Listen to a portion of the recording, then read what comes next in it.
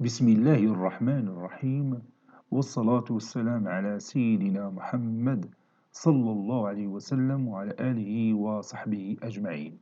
Exercice numéro 79 sur le cours des fonctions exponentielles, niveau Bac 2 Sciences Maths, l'année scolaire 2022-2023. Soit f la fonction définie par f de x est égale exponentielle de cosinus de 4x fois ln de la valeur absolue de ln de la valeur absolue de la tangente x. Montrer que la droite delta d'équation x est égale à pi sur 4 est un axe de symétrie de la courbe CF.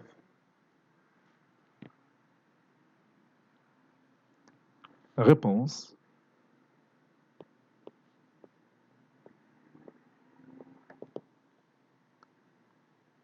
On a f de x qui est égal à cette expression mathématique, donc je vais la copier et je vais la poser ici.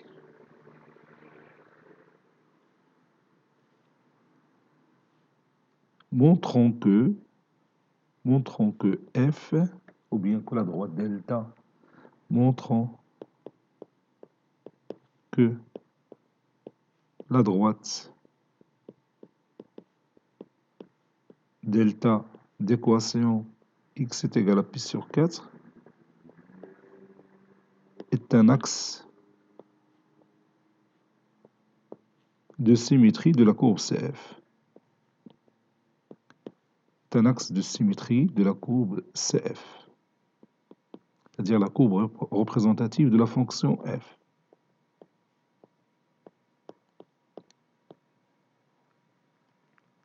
On va écrire un petit rappel sur l'axe de symétrie d'une courbe. Quand est-ce qu'une droite delta d'équation x est égale à a est un axe de symétrie d'une courbe CF.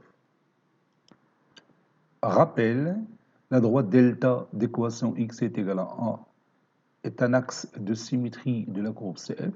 Ceci équivaut à dire que quel que soit x appartenant à d de f, 2 fois a moins x appartenant aussi à d de f, ça c'est la première condition qu'il faut vérifier. La deuxième condition, il faut que f de 2a moins x est égal à f de x. On a, voici f de x, d de f est égal à l'ensemble des x appartenant à R, tel que f de x existe. F de x existe, c'est-à-dire d'abord la tangente x existe, c'est-à-dire tangente x doit appartenir à R. Deuxième condition, la valeur absolue de la tangente x doit être supérieure strictement à 0, puisque la valeur absolue d'un nombre est toujours positive, donc il reste une petite condition, c'est que tangente x doit être différent de 0. Et la valeur absolue de ln de la valeur absolue de tangente x supérieure strictement à 0. Puisqu'on a déjà la valeur absolue, donc il faut tout simplement que ln de la valeur absolue de tangente x différent de 0. Donc vous voyez trois conditions qu'on a dans le domaine de définition.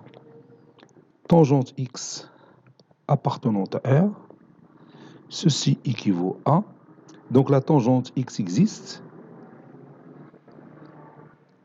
ça c'est l'axe de la tangente, ça c'est l'axe de la tangente, tangente existe si x différent de pi sur 2, ici c'est pi sur 2, et x différent de moins pi sur 2. Donc pour passer de pi sur 2 à moins pi sur 2, on ajoute pi ou bien on retranche pi. Donc si on compte le nombre de tours, ça va donner kpi. Donc x doit être différent de pi sur 2 plus kpi. Donc je vais écrire ça. Donc tangente x existe, ça veut dire que x est différent de pi sur 2 plus kpi. K appartenant à z.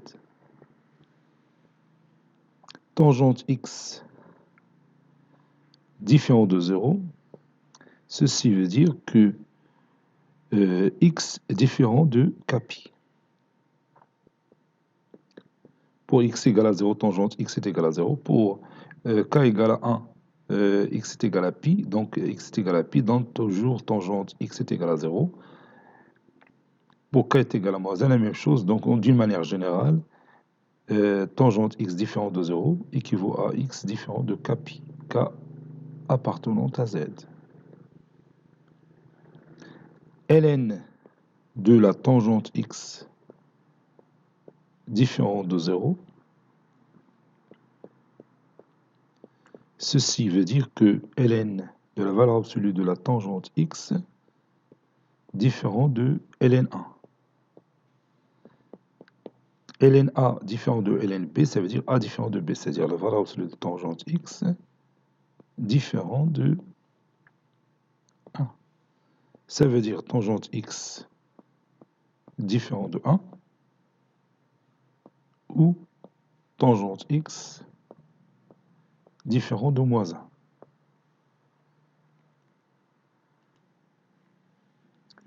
Ceci veut dire que tangente x différent de la tangente de pi sur 4 ou tangente x différent de la tangente de moins pi sur 4. Ça veut dire que x différent de pi sur 4 plus k pi ou x différent de moins pi sur 4 plus k pi, k appartenant à z. Donc x appartenant à d de f, ceci équivaut à dire, puis je vais écrire toutes ces conditions, ça veut dire que x il est différent de pi sur 2 plus k pi, et x différent de k pi, et x différent de pi sur 4 plus k pi, et x différent de moins pi sur 4 plus k pi. Donc on a 4 conditions, telles que k appartenant à z. On peut regrouper ces 4 conditions dans une seule condition. C'est-à-dire, on va dire que x différent de k pi sur 4. Regarde, si je prends par exemple k est égal à 2, je vais trouver ici pi sur 2, donc je vais trouver ce premier cas. Si k est égal à 4, ça donne 4 pi sur 4, c'est pi, je vais trouver ce deuxième cas, ou bien cette deuxième condition. Vous voyez, si je prends k est égal à 1, donc ce sera pi sur 4, donc je vais me trouver dans ce cas. Si je prends k est égal à moins 1, je vais trouver cette condition, c'est moins pi sur 4. Donc le cas, il ressemble toutes ces conditions. Bien, il rassemble toutes ces conditions. تجمع كاع les conditions كاملين.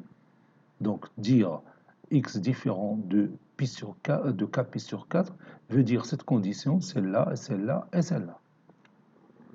Avec k appartenant à z. Conclusion, le domaine de définition de notre fonction f, c'est R. Il faut prendre n'importe quel réel, sauf les réels qui s'écrivent sous forme de k pi sur 4, tel que k appartenant à z. On peut écrire aussi le domaine de définition de la fonction f de cette manière. C'est la réunion des intervalles qui s'écrivent sous forme de k pi sur 4, des intervalles ouverts, k pi sur 4, k plus 1, pi sur 4, k appartenant à z. Donc ça, c'est une autre façon d'écrire le domaine de définition, le premier qu'on a écrit ici, R moins les nombres qui s'écrivent sous forme de 4, k pi sur 4, k appartenant à z. Il y a la réunion les K appartenant à Z, des intervalles ouverts qui s'écrivent sous forme de Kpi sur 4, K plus 1 pi sur 4. Maintenant, on a trouvé le domaine de définition. On va passer à la deuxième étape, soit X appartenant à D de F. Montrons que 2A moins X appartenant à D de F. 2A moins X, c'est-à-dire 2 fois pi sur 4 moins X appartenant à D de F. C'est-à-dire pi sur 2 moins X doit appartenir à D de F. X appartenant à D de F, ceci équivaut à X compris strictement entre Kpi sur 4 et K plus 1, le tout fois pi sur 4. K appartenant à Z. K appartenant à Z. Je vais multiplier le tout par moins 1. Ça donne moins X compris entre moins K moins 1, le tout fois pi sur 4, moins Kpi sur 4. Maintenant, j'ajoute pi sur 2 plus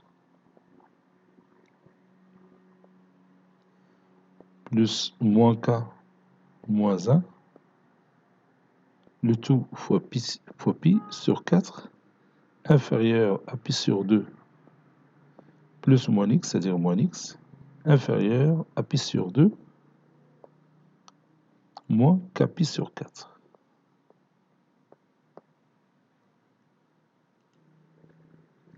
Ça va donner 2pi moins K moins Kpi moins pi, le tout sur 4, inférieur strictement à pi sur 2 moins X, inférieur à 2pi moins Kpi sur 4.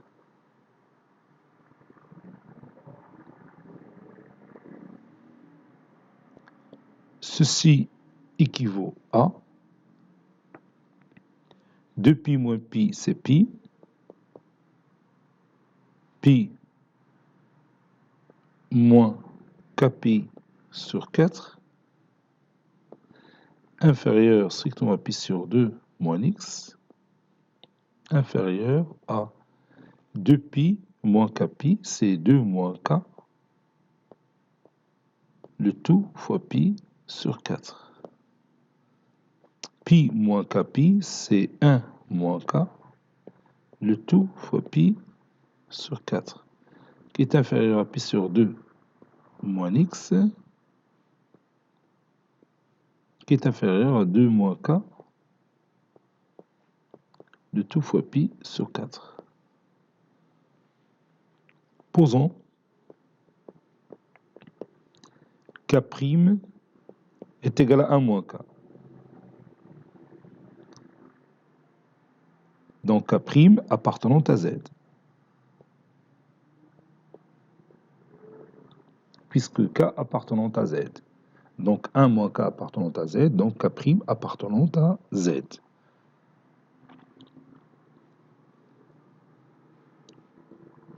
Deux moins K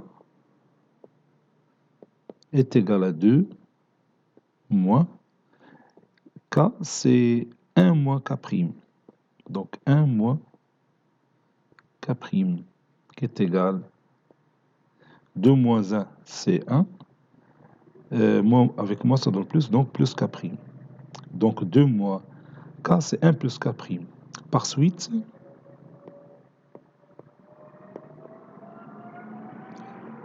suite, puis je vais revenir à cette partie, je vais remplacer 1 moins K par k' et 2 moins k par 1 plus k'. Par suite, k' pi sur 4 est inférieur à pi sur 2 moins x est inférieur strictement à k' plus 1 ou bien 1 plus k', le tout fois pi sur 4. Cela veut dire que pi sur 2 moins x appartient à l'intervalle ouvert k' pi sur 4, k' plus 1, le tout fois pi sur 4. K ou bien k' appartenant à z. Ceci implique que pi sur 2 moins x appartient à d de f. Parce que d de f, c'est la réunion des intervalles ouverts qui s'écrivent sous forme de k pi sur 4, k plus 1, le tout fois pi sur 4. Donc ça ne va pas changer l'écriture du domaine de définition. Ça y est, donc la condition numéro 1 est vérifiée. Donc passons à la deuxième condition. Montrons que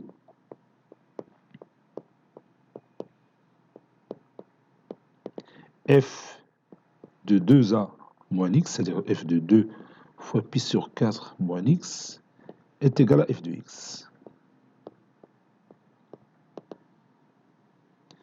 F de 2 fois pi sur 4 moins x est égal à f de pi sur 2 moins x. Ceci est égal à l'exponentielle de cosinus de 4 facteurs de pi sur 2 moins x fois ln de la valeur absolue de ln de la valeur absolue de tangente pi sur 2 moins x qui est égal cosinus de 2pi moins 4x fois ln, plutôt je m'excuse ici, c'est l'exponentielle de cosinus de 2pi moins 4x fois ln de la valeur absolue de ln, la tangente pi sur 2 moins x, c'est 1 sur tangente x, est égal cosinus de 2pi plus alpha, c'est cosinus alpha, donc c'est cosinus de moins 4x qui est égal aussi au cosinus de 4x parce que la fonction cosinus est paire. Ça donne le ln de la valeur absolue de moins ln de la tangente de la valeur absolue de tangente x. Vous savez que ln de 1 sur a, c'est moins ln a. Et la valeur absolue de moins ln de tangente x, donc on peut éliminer le signe moins, donc ça donne l'exponentielle de 4 de cosinus de 4x fois ln, la valeur absolue de moins a, c'est a. C'est la valeur absolue de a. Donc la valeur absolue de ln de la tangente, de la valeur absolue de la tangente x. Ceci est égal à f de x. Ce qu'il faut démontrer. Conclusion, la droite delta d'équation x est égal à pi sur 4 est un axe de symétrie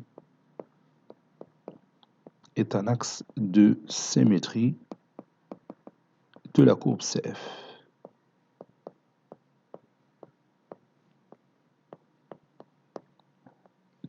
Cet exercice est terminé.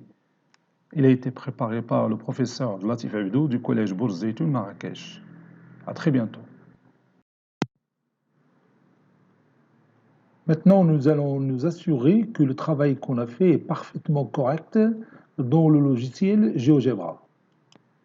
Comme vous voyez, j'ai écrit ici f de x est égal à l'exponentielle de cosinus de 4x ln de la valeur absolue de ln de la valeur absolue de tangente x.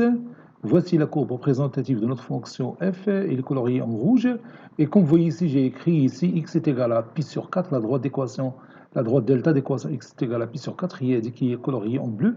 Et comme vous voyez, la courbe il est symétrique par rapport à cette droite-là. C'est parfaitement la même chose ici. Vous voyez, l'axe, bien sûr, ماشي هو le seul axe de symétrie. نقدروا نتراسيو هذه الضربه ثاني هنا ونقدروا نعاودوا نتراسيوها هنا. Et toujours, oui, نحسب جوج عاد ندير وحده. Voilà, ici, bon, et ici. Donc il y a une infinité de possibilités d'axes de symétrie de la courbe CF, c'est-à-dire de la courbe de la représentation de la fonction f. حنا شفناها غير هنا في الحاله ديال x est égal à pi sur 4. وكاين هذه الحاله هنا تلاحظي حتى الاكس هنا بيبان لك بان لا كورب il est parfaitement symétrique. وحتى هنا في هذه البلاصه متفقين. Bon, cet exercice est terminé. Il a été préparé par le professeur Latif Abdou du collège Bourz Zeytoun Marrakech. À très bientôt.